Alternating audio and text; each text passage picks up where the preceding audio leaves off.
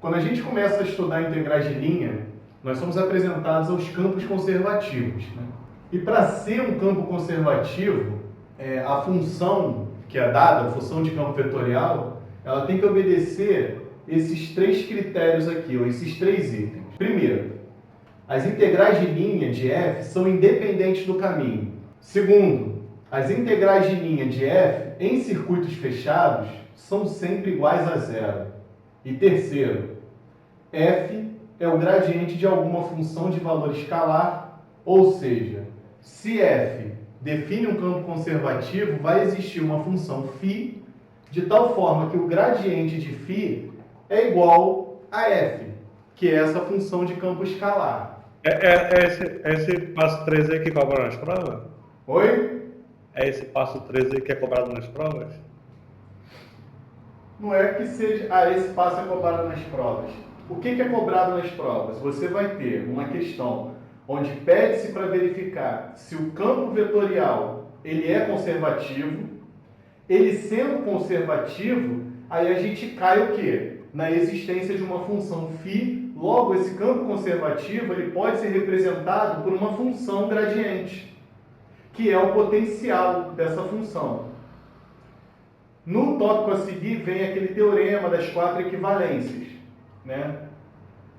Onde uma delas valendo, a gente já consegue chegar à conclusão, né, de que o campo ele é conservativo. Sim. Tá? Você entendeu esses três itens? Sim. Entendeu mesmo? Sim. As integrais de linha de f são independentes do caminho. As integrais de linha de f em circuitos fechados são sempre iguais a zero. Isso aqui é um exemplo de um circuito fechado. Isso aqui, quando você tem dois pontos que são ligados por curvas diferentes, só que em função, né, do campo vetorial que vai estar sendo estudado, se deslocar de B até A, vai depender do caminho, se você tomar a curva C1 ou a C2. Tá? Logo, se temos, por exemplo, dois campos vetoriais, onde as integrais de linha independem do caminho, nós vamos ter o quê? Nós vamos ter uma integral de campo definindo a curva C1, que vai ser igual à integral e o campo vetorial definindo a curva C2, ou seja, independe do caminho. As integrais vão ser iguais. Você vai ter uma igualdade aí a ser validada. Tudo bem? Tudo bem. Onde todos os caminhos C1 e C2 conectam esses dois pontos AB. No caso aqui, né? Se a gente está dando um exemplo onde nós temos dois pontos AB e a gente quer deslocar uma partícula de um ponto até outro, a gente vai ter essa igualdade, né? O que indica para a gente que os caminhos C1 e C2 conectam esses dois pontos AB. Deslocar a partícula entre eles vai depender do caminho, você vai conseguir, você vai realizar o mesmo trabalho. Então, por exemplo, o que a gente tem aqui? Isso aqui é um campo vetorial definido, né, pela curva C1, e onde você tem um ponto que é o ponto A. Isso aqui seria o tal do circuito fechado, né? Então, para se deslocar do ponto A e voltar para o ponto A, concorda comigo que independe do caminho, o trabalho realizado vai ser o mesmo? Sim. Né? Por isso que ele diz que em circuitos fechados, as integrais de linha são sempre iguais a zero. Ou seja, quando você calcula o rotacional, ele tem que zerar. Se você tem um ponto A e tem um ponto B, e ligando esses pontos você tem duas curvas, a função, assim, isso é muito importante. A partir da função que você está analisando, que é a função de campo vetorial, você vai identificar se esse campo aqui ele é conservativo ou não, se independe do caminho ou não.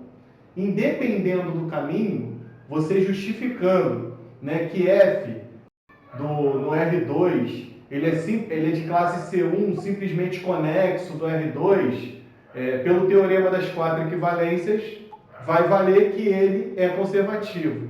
Ele sendo conservativo, existe uma função φ tal que o gradiente de φ vai ser igual a essa função de campo, que é o nosso terceiro item aqui analisado. Entendeu? Perfeito. Importante fazer esse preâmbulo para a gente saber o que significa um gradiente, o que é um gradiente. Né? Você tem um campo vetorial para analisar. Se o deslocamento de uma partícula, de uma carga elétrica, que seja, né, de um ponto até outro, independe do caminho, então você pode o quê? Representar essa função a partir de uma função gradiente. Ela possui uma função gradiente, você pode representá-la dessa forma e daí calcular a integral de linha. Show. No caso aqui, só para elucidar um pouco mais, se eu tenho duas curvas, eu vou ter duas integrais. E olha só, eu teria que calcular duas integrais. Se eu tenho três curvas, ligando dois pontos, por exemplo, ou ligando três pontos, eu teria que calcular três integrais. Só que aí, como o deslocamento dessa partícula independe do caminho, eu posso calcular a partir do quê? De uma função potencial. Então o enunciado é esse. Seja f de x, y, z, 8x ao cubo mais z ao quadrado, o primeiro componente, 3z, o segundo, 2xz mais 3y, o terceiro componente. A gente vai fazer essa verificação aqui, calculamos o rotacional. Então a gente vai ter essa coordenada aqui, que vai dar 0. A gente chegou aqui, calculamos o rotacional e chegamos no 0. Como é que você justificaria isso agora? Como temos hot de f igual a 0, então podemos afirmar que o campo é conservativo. Conservativo, né?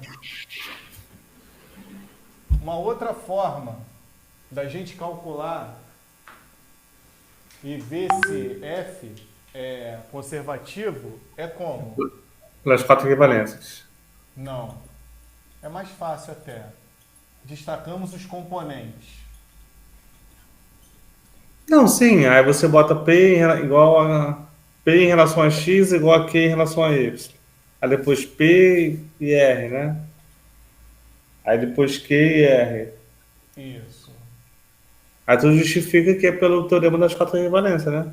3Z, PQR, 2XZ mais 3Y. Agora está certo o enunciado. Né? A gente destaca esses três componentes e aí eu faço o quê? Eu pego de 2 em 2, né? Compara todos eles, isso. 3Z derivado em x, 8x ao cubo, Z2 derivado em y. Isso aqui vai dar o quê? 0 igual a 0. Então se manteve a igualdade.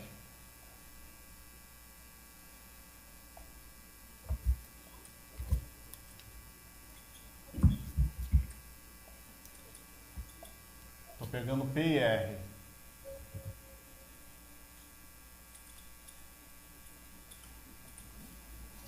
Que é uma outra forma, né? Precisa calcular o rotacional. Às vezes, dependendo da função, às vezes fica muito trabalhoso fazer as continhas do rotacional. Aqui você iguala. Em x vai dar 2x, vai dar 2z e em z vai dar 2z. E é a mesma coisa, né? Tem que dar o mesmo resultado. E agora eu vou pegar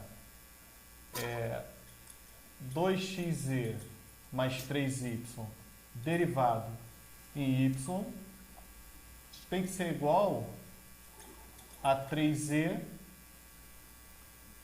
derivado em z. Isso aqui vai dar igual a 3 é igual a 3. Se as igualdades elas se mantêm, a gente pode justificar da seguinte maneira, né? Como todas as igualdades foram respeitadas, temos que f é conservativo. É de classe o quê? C1, Em qual plano? R3. E simplesmente conexo pelo teorema das quatro equivalências,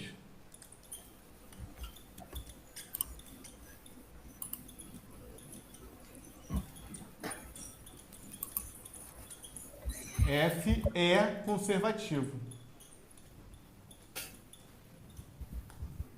Sendo assim, existe um φ, né? Existe um φ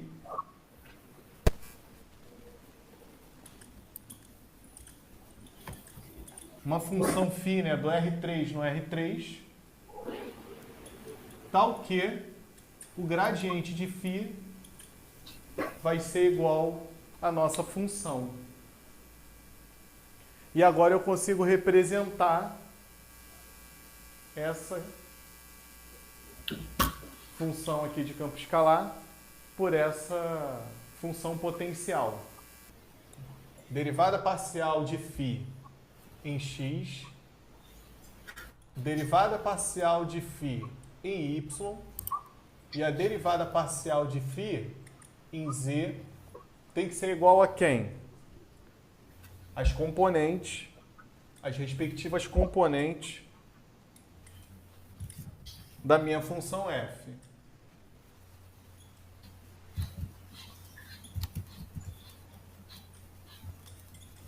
Mais 3y. Né? Então eu posso organizar minha conta da seguinte forma.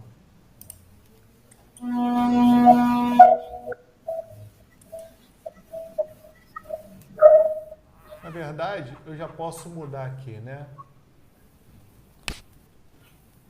Não, peraí. É de 8x ao cubo mais z ao quadrado. Aqui eu estou só organizando, tá bem? Tá. A escrita da solução, como deve ser.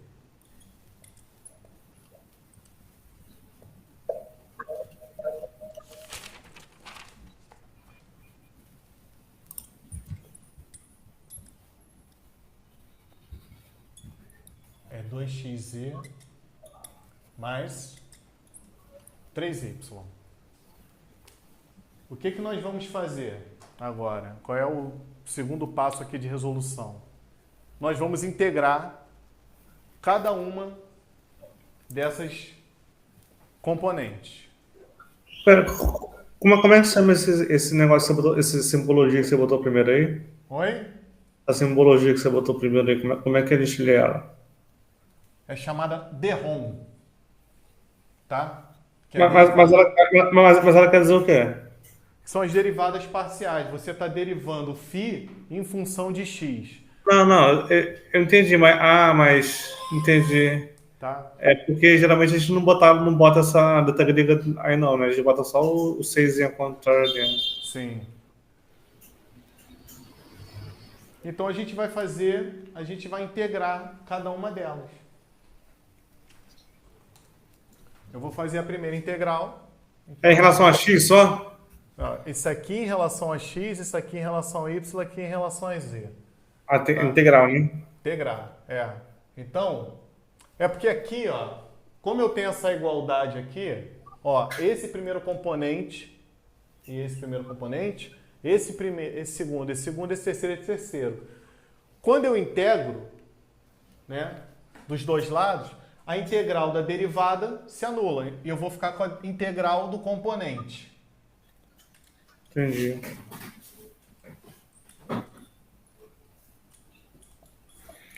Isso aqui vai dar uma coisa.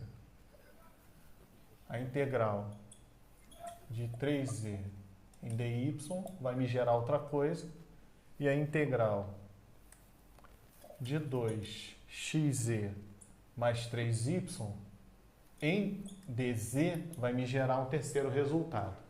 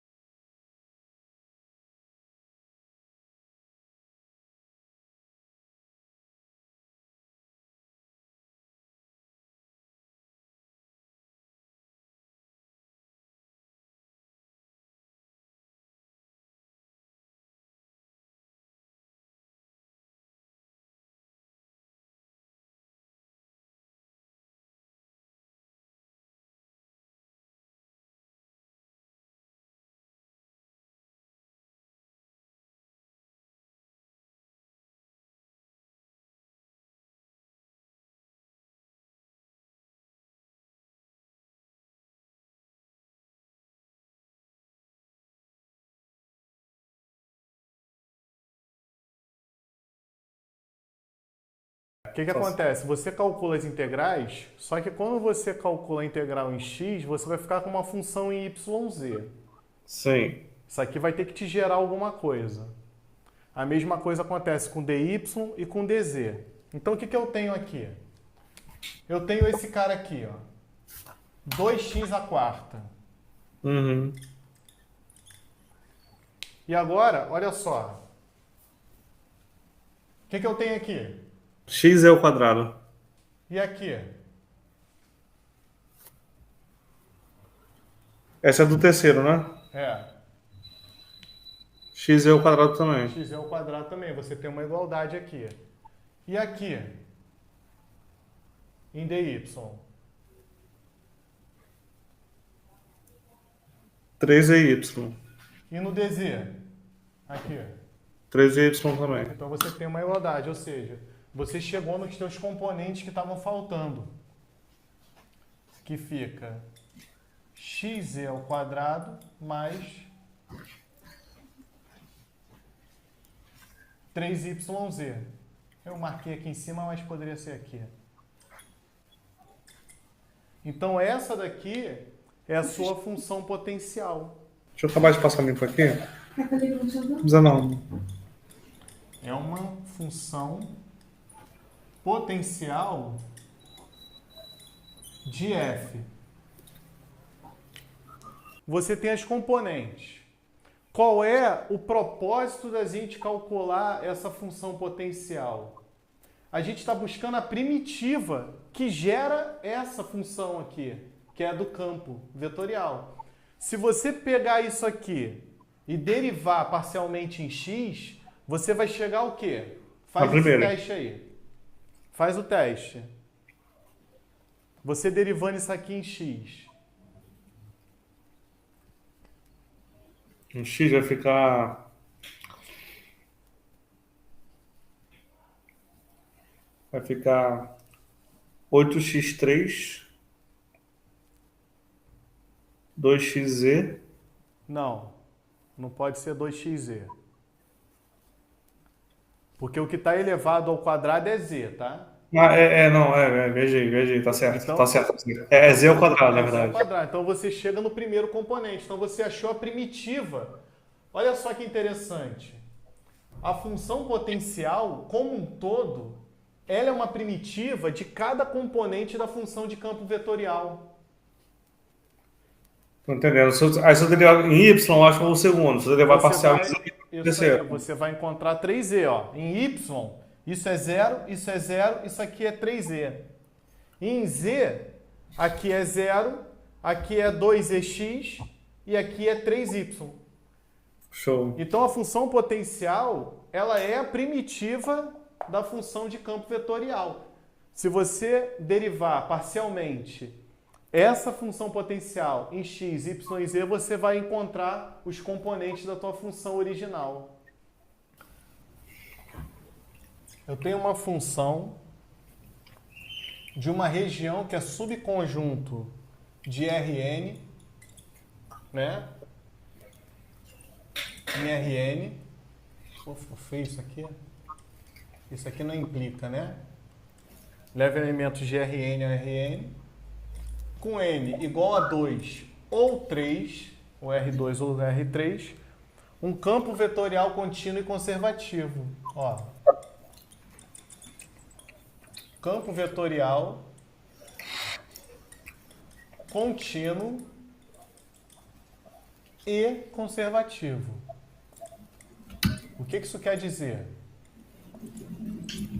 Isso aqui é uma função contínua, ela é derivável e integrável.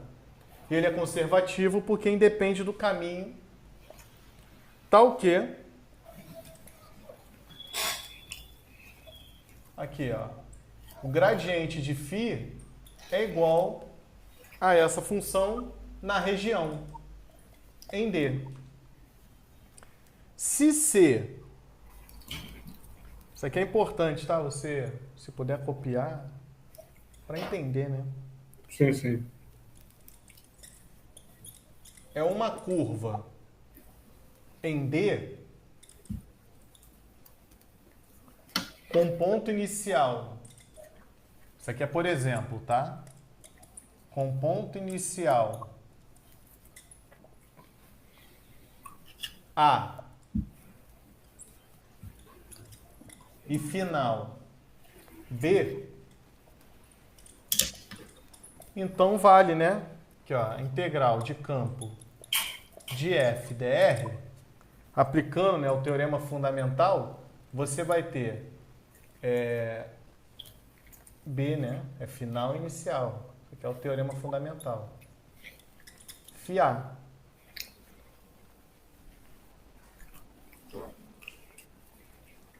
A força de trabalho é igual à diferença dos potenciais. Ou seja, a força de trabalho é igual à diferença dos potenciais, porque não importa o caminho, apenas o ponto inicial e o ponto final.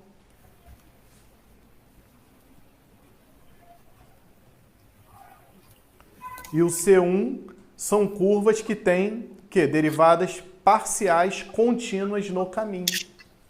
Essa é a nossa curva C aqui. Ela possui derivadas parciais no caminho. Então, esse aqui é o teorema fundamental das integrais de linha. Então, o que eu faço? Ele não me diz aqui no enunciado. Fala você. Fala você. Eu vou substituir na função potencial os números? Não. Você vai aplicar quais números? O do caminho que ele deu. Oi? Do caminho. Que caminho? 0, 0, 0. Não, isso aí não é caminho, né? Não, 0 a 0 até... São coordenadas, tá? Coordenadas, isso. Isso não é o caminho. Ó. Então você tem a tua função potencial com os limites, o quê? 2, 1, 3, não é isso? E 0, 0, 0. É isso que está lá no enunciado da questão. Aqui a gente está no R3, a gente tem 3 coordenadas, que são as coordenadas dos pontos de chegada e de partida. É o que está dizendo aqui, ó, que a integral de campo, né, do trabalho realizado por essa partícula é igual à diferença dos potenciais. Está aqui, ó. Independe do caminho, você pode usar a função potencial. Tranquilamente, porque ele facilita a vida. Tem umas continhas para fazer, né? Mas faz parte do processo. Deu 59? Isso. Então, a resposta final é o quê? que a integral de campo, ou seja, o trabalho realizado por essa partícula ao longo da curva C é igual a 59.